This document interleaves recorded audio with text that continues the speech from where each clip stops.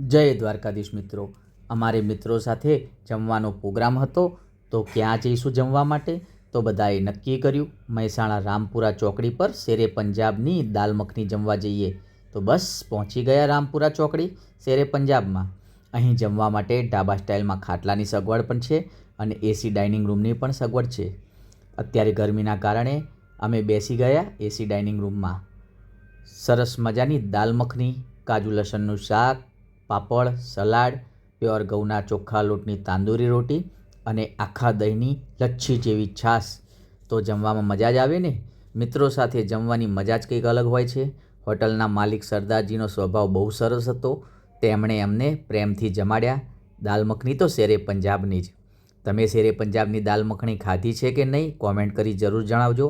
આવા નવા વિડીયો જોવા માટે અમારી ચેનલને લાઇક, શેર અને ફોલો કરવાનું ભૂલતા નહીં. જય દ્વારકાધીશ.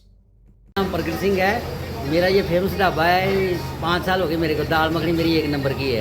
एक बार जो खाएगा उसको बार आना ही पड़ेगा। मैं लेके दे देता हूँ। कहाँ पे आया आपका ढाबा? ये रामपुरा चौकड़ी मसाना के पास में है।